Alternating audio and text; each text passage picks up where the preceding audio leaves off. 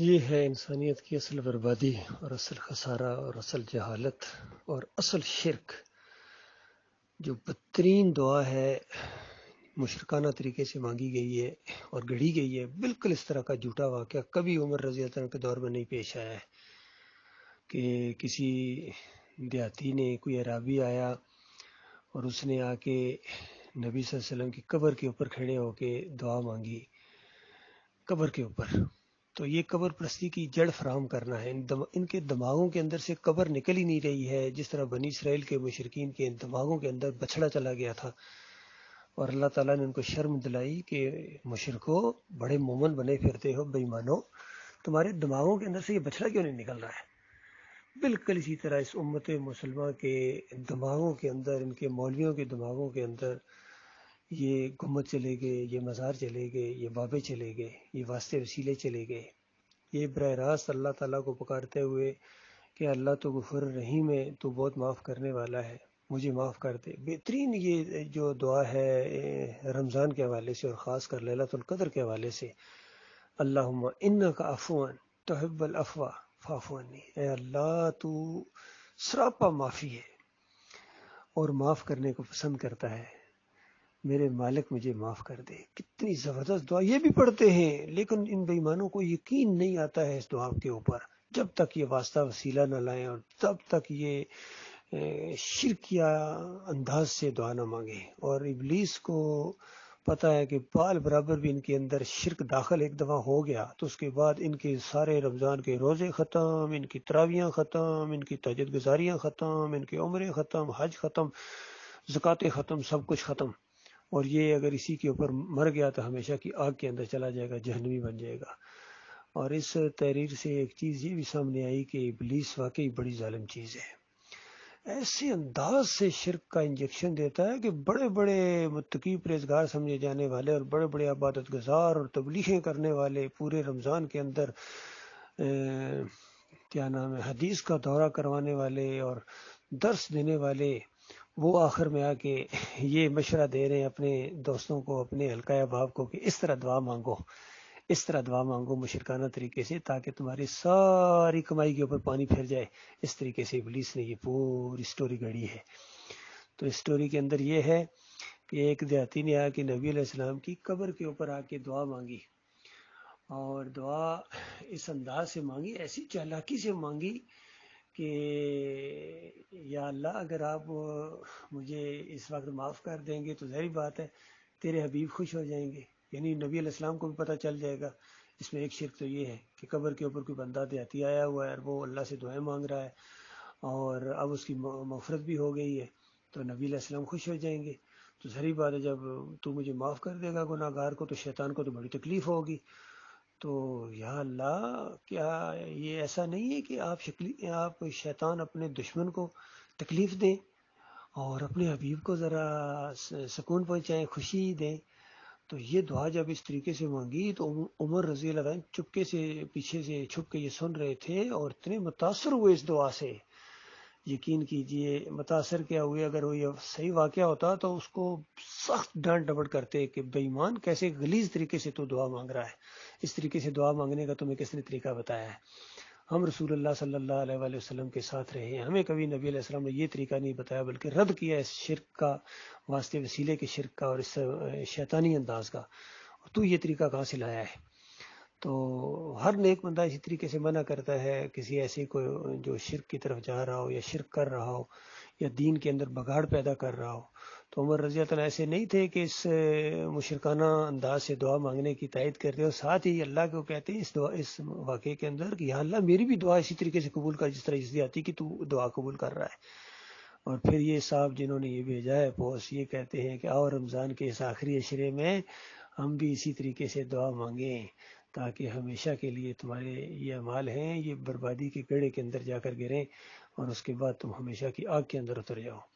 تو ایسی پوسٹیں جو ہیں ان کے اوپر تبصرہ کر کے ان کو واپس کر دینی چاہیے، اور نہ کہ ان کو آگے پھیلایا جائے، کیونکہ اگر آپ ان کو آگے پھیلا رہے ہیں تو اس کا مطلب ہے اب آپ کو بھی ایمان عقیدے کی کوئی سمجھ کوئی نہیں ہے. تو یہ بہت افسوسناک یہ تحریر میں نے دیکھی ہے، اور مجھے اس انداز سے افسوس بھی ہوا ہے کہ مسلمانوں کے کس طرح مال برباد ہو رہے ہیں، کس طرح شرک کے انجیکشن ان کو دیے جا رہے ہیں. اور بڑے بڑے مفسرین نے دیے ہیں ایسی روایتوں کے ذریعے اور جھوٹے واقعات کے ذریعے. جس طرح عبد الوہاب نجدی نے کتاب التوحید کے اندر اس طرح کی ایک سٹوری پیش کی کہ دیکھو آدم علیہ السلام کی توبہ نہیں قبول ہو رہی تھی، اور پھر آدم علیہ السلام نے آخر میں یعنی جو ہے یہ فضائل اعمال کا واقعہ ہے، کتاب التوحید کا میں پھر سناؤں گا. تو فضائل اعمال کے اندر یہ واقعہ ہے، کتنی بڑی جماعت ہے، اندازہ لگائیے. یہ طارق جمیل صاحب جس کی دعا کرائی ہے پرائم منسٹر صاحب نے، عمران خان صاحب نے. تو اس کے علاوہ ان کے کتنے بڑے بڑے اجتماعات ہوتے ہیں رائے گنج میں اور نظام الدین میں، اور بنگلہ دیش میں تو 50 لاکھ کا اجتماع ہوا تھا اس انداز سے. تو فضائل اعمال کے اندر کیا لکھا ہوا ہے؟ کہتے ہیں آدم علیہ السلام کی دعا قبول نہیں ہو رہی تھی، ہر طریقہ اختیار کیا، نہیں قبول ہو رہی تھی جب وہ درخت کے پاس چلے گئے، اور اس طریقے سے ہوا معاملہ. آخر میں کہا کہ یا اللہ تجھے اپنے حبیب کا واسطہ، تجھے محمد صلی اللہ علیہ وسلم کا واسطہ، میری دعا قبول کر، توبہ قبول کر. پھر اللہ نے حیران ہو کے پوچھا کہ آدم یہ نام تم کہاں سے لائے، تمہیں کیسے پتا چلا یہ نام؟ تو آدم علیہ السلام نے کہا کہ یا اللہ جب تو نے مجھے پیدا کیا تھا الحمدللہ الحمدللہ الحمدللہ الحمدللہ. تو اس جھوٹی روایت کے اندر یہ ہے کہ جب تو نے مجھے پیدا کیا تو عرش کے اوپر تیرے نام کے ساتھ میں نے یہ نام دیکھا تھا، تو اسی وقت مجھے محسوس ہوا کہ یہ نام کچھ ایسا نام ہے کہ جس کے وسیلے سے اگر دعا مانگی جائے تو بالکل رد نہیں جائے گی. تو بس وہ مجھے یاد ہے اور میں نے اس طرح دعا مانگی ہے. تو اس جھوٹی روایت کے اندر یہ ہے کہ آگے سے اللہ تعالیٰ نے کہا کہ ہاں آدم بالکل صحیح تم نے اندازہ لگایا، یہ نبی ہیں تو تیری اولاد میں سے ہوں گے، لیکن ان کو اگر میں پیدا نہ کرتا تو میں جہانوں کو نہ پیدا کرتا، اور ان کو نہ پیدا کرتا تو میں تجھے بھی پیدا نہ کرتا. تو اس طریقے سے یہ مشرکانہ انداز سے دعا مانگنے کا ایک سبق دیا گیا ہے تبلیغی نصاب کے اندر، اور یہ سب کا عقیدہ ہے، بریلویوں کا بھی یہی عقیدہ ہے، دیوبندیوں کا یہی عقیدہ ہے. اور پھر کتاب التوحید کی بات میں کر رہا تھا کہ اس کے اندر عبد الوہاب نجدی صاحب لکھتے ہیں کہ آدم علیہ السلام کی اولاد بچ نہیں رہی تھی، جو بھی بچہ پیدا ہوتا تھا مر جاتا تھا. تو وہ ابلیس آیا ان کے پاس اور کہا کہ میں وہی ابلیس ہوں جس نے آپ کو جنت سے نکلوایا تھا، تو بچہ تب سے ہی جیتا جاگتا رہے گا اگر تم اس کا نام عبد الحارث رکھو. اس جھوٹی روایت کے مطابق شیطان کا ایک نام حارث بھی ہے، اور اس کا نام عبد الحارث رکھو، یعنی شیطان کا بندہ، تو پھر تمہاری اولاد بچے گی. تو پہلے 2-3 مرتبہ تو دونوں نے، حوا علیہ السلام نے اور آدم علیہ السلام نے، بات نہیں مانی. لیکن پھر اس کے بعد جب چوتھی مرتبہ اس طرح وہ امید پیدا ہوئی تو پھر وہی شیطان آیا ابلیس، اس نے کہا کہ اب کے بار اگر تم نے ہماری بات نہ مانی، بچے کا نام عبد الحارث نہ رکھا، تو ایسا بچہ پیدا ہوگا سینگوں والا کہ ماں کے پیٹ کو پھاڑتا ہوا باہر آ جائے گا. تو اس طرح دونوں گھبرا گئے، اور بچے کی محبت کی وجہ سے انہوں نے وعدہ کر لیا کہ ٹھیک ہے ہم ایسا ہی کریں گے. تو انہوں نے پھر بچہ بالکل صحیح سلامت پیدا ہوا اور اس کا نام عبد الحارث رکھ دیا. اب عبد الوہاب نجدی صاحب لکھتے ہیں کتاب توحید کے اندر، اندازہ لگائیے توحید کے اوپر لکھی جانے والی کتاب کے اندر یہ لکھتے ہیں کہ دیکھو یہ شرک تو کیا آدم علیہ السلام نے، لیکن عبادت تو نہیں کی نا، شرک فی العبادت تو نہیں کیا، شرک فی الاطاعت کیا نا، بس بات مانی صرف. تو غور نہیں کرتے ہیں کہ پہلی بات تو یہ کہ یہ روایت ہی جھوٹی ہے، قرآن کے خلاف روایت ہے. قرآن میں تو صاف آ گیا، دونوں نے دعا مانگی اور وہ دعا اللہ نے سکھائی. ربنا ظلمنا انفسنا فإن لم تغفر لنا وترحمنا لنكونن من الخاسرین. اے ہمارے رب، ہم نے دونوں نے بڑا ظلم کیا، اپنی جانوں کے اوپر کیا ہے ظلم، یعنی آپ کی نافرمانی ہو گئی ہے، ظلم ہوا ہے ہمارے اس شیطان کے وسوسے کی وجہ سے، اور اگر تو نے معاف نہ کیا اور ہمارے اوپر رحم نہ کیا تو ہم برباد ہو جائیں گے مالک. تو اس طرح براہ راست جب اللہ تعالیٰ کو پکارتا ہے کوئی انسان تو اللہ کی رحمت پھر جوش میں آتی ہے. تو یہ واقعہ عظیم الشان واقعہ آدم علیہ السلام والا اللہ تعالیٰ نے انسانیت کے لیے رکھا ہے کہ دیکھو آدم کے بچوں، تم ایسے نہیں ہو کہ تم سے گناہ نہ سرزد ہو یا ہم تمہیں معاف نہ کرنے والے ہوں. ہم نے تمہارے باپ کو اسی طرح معاف کیا تھا. یہ انداز ہے معافی مانگنے کا. تو اس کو انہوں نے کس طرح شرک کے اندر بدلی کر دیا. عبد الوہاب نجدی صاحب نے بھی اور فضائل اعمال والے زکریا صاحب نے بھی، تبلیغی جماعت والوں نے. تو اسی طریقے سے ایک واقعہ گڑا دعوت القرآن تفسیر کے اندر محمد حنیف نے، کہتے ہیں کہ وہ جو یوسف علیہ السلام سورہ یوسف میں 100 نمبر آیت کے اندر جو آیا نا وَخَرُّوا لَهُ سُجَّدًا، کہ وہ سارے اس کے سامنے سجدے میں گر گئے. تو یہ اب سوچنا ہے کہ یہ کس کے سامنے سجدے میں گرے ہیں. یوسف علیہ السلام کے سامنے سجدے میں گرے ہیں یا اللہ کے سامنے سجدے میں گرے ہیں شکر گزاری کے طور پر؟ تو پھر ثابت کیا کہ وہ یوسف علیہ السلام کے سامنے سجدے میں گرے ہیں۔ بتائیے، ایک نبیوں کا خاندان اور موحد خاندان اور مجاہد خاندان، شرک کا دشمن خاندان، وہ جب مشکلوں مصیبتوں میں اللہ کو پکارتے رہے، اور جب مشکلیں مصیبتیں اللہ تعالیٰ نے دور کیں اور خوشحالی کا دور لایا، مالک عزت اور اقتدار کا دور لایا، تب وہ یوسف علیہ السلام کے سامنے سجدے میں گر گئے۔ اتنا بھی اس کا دماغ کام نہیں کرتا ہے۔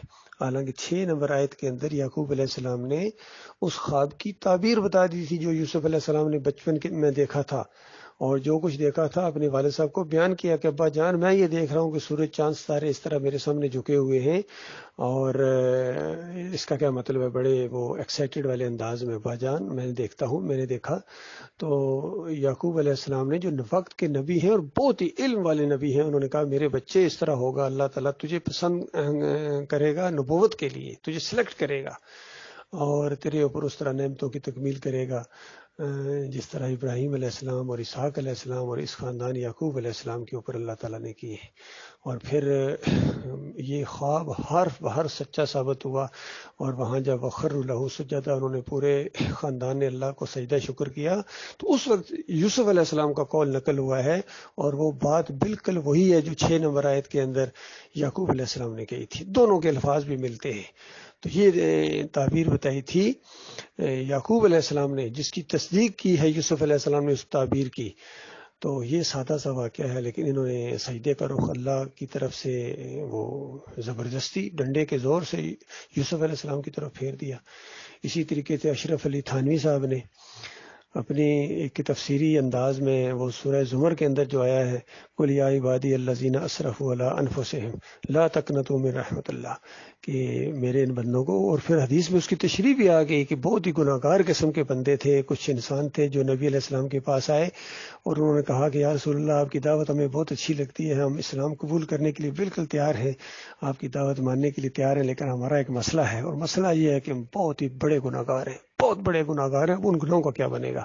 تو اس کے اوپر اللہ تعالیٰ نے یہ آیت نازل کی تھی کہ میرے ان گناہ گار بندوں کو کہہ دو، جنہوں نے گناہ کر کر کے اپنی جانوں کے اوپر ظلم کیا، اپنی زندگی کو سیاہ کر دیا ہے، لیکن اللہ کی رحمت سے مایوس نہ ہو، اللہ سارے کے سارے گناہ معاف کر دے گا۔ تو انہوں نے اس آیت سے یہ نکالا کہ دیکھو، اللہ تعالیٰ خود کہہ رہا ہے نبی صلی اللہ علیہ وسلم کو کہ اے نبی، ان سب کو لوگوں کو کہو کہ میرے بندوں، یعنی تم سب نبی کے بندے ہو۔ تو انہوں نے نتیجہ یہ نکالا، اشرف علی تھانوی صاحب نے اور اس کے پیر نے، کہ اللہ کے بندوں کو نبی کا بندہ کہا جا سکتا ہے۔ بتائیے، اس سے بڑا ظلم، پورے قرآن کا انکار۔ پھر اسی طرح کا شرک کا انجیکشن دیا محمود الحسن صاحب نے اپنی تفسیر کے اندر، تفسیر شبیر احمد عثمانی کے اندر۔ تو وہاں ایاک نعبد و ایاک نستعین کی تشریح کرتے اندازہ قرآن کا پہلا صفحہ کہتے ہیں کہ اس آیت شریفہ سے معلوم ہوا کہ عبادت صرف اللہ کی ہے، اور استعانت مدد بھی صرف اللہ ہی سے مانگنی چاہیے، لیکن اس کے کسی مقبول بندے کو خالص واسطہ رحمت الہی سمجھ کر اگر اس سے بھی استعانت ظاہری کی جائے تو یہ بھی اللہ ہی سے مدد مانگنا ہے۔ بتائیے، ساری کہانی ختم، توحید ختم، اور شرک کا انجیکشن دے دیا انہوں نے۔ تو اسی وجہ سے آج یہ جو پکار رہے ہیں، کوئی یا رسول مدد پکار رہا ہے، کوئی یا علی مدد پکار رہا ہے، تو ان کو منع کیا جائے شرک ہے، تو آگے سے کہتے ہیں یہ تو اللہ ہی کو پکارنا ہے۔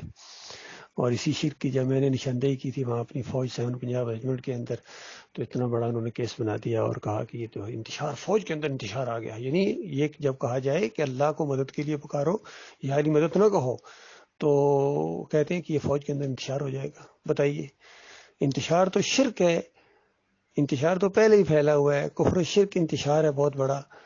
تو یہ معاملہ ان سب کے جو ہے نا دماغ کے اندر شرک ہے۔ اور دیکھیے، ہمارے جو سابقہ پرائم منسٹر عمران خان صاحب، وہ تو اپنی ہر تقریر کا آغاز ایاک نعبد و ایاک نستعین سے کرتے ہیں، اور ان کو دھیان بھی ادھر نہیں ہوتا ہے کہ میں منہ سے کیا نکال رہا ہوں، دھیان سارا جلسے کی طرف ہوتا ہے، دھیان سارا اپنی باقیہ تقریر کی طرف ہوتا ہے، اور اقرار کرنے کے بعد کہ اللہ تیری عبادت کرتے ہیں، تجھ سے مدد مانگتے ہیں، اور پھر جا کے فرید الدین کے مزار کے اوپر جا کے سجدہ کیا اپنی اہلیہ کے ساتھ۔ یہ دیکھیے، اور پھر کسی نے پوچھا بھی، وہ ویڈیو بھی میں نے دیکھا ہے، کہ آپ نے سجدہ کیوں کیا؟ کہتے ہیں نہیں یہ سجدہ وہ نہیں ہے، مسلمان کیسے شرک کر سکتا ہے، یہ تو وہ محبت اور عقیدت کا معاملہ ہے۔ تو اللہ کے بندوں، محبت اور عقیدت میں ہی شرک ہوتا ہے، نفرت میں شرک نہیں ہوتا ہے۔ یہ شرک ہے، شرک ہے، شرک ہے۔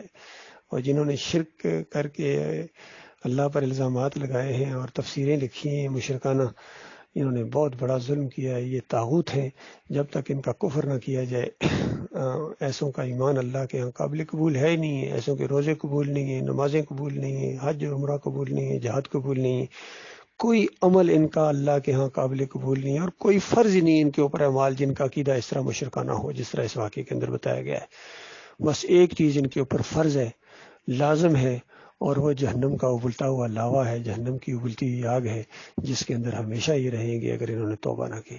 اللہ تعالیٰ ان کو توبہ کی توفیق عطا فرمائے اور ان کو دین کی سمجھ عطا فرمائے، ورنہ کتنی محنتیں کرتے ہیں اور اللہ کی وہ بات ان کے اوپر پوری آ جائے گی۔ عاملۃ ناصبہ تصلیٰ نارا حامیہ، عمل کر کر کے تھک جائیں گے لیکن بھڑکتی ہوئی آگ کے اندر داخل ہو جائیں گے، یہ معاملہ ہونے والا ہے۔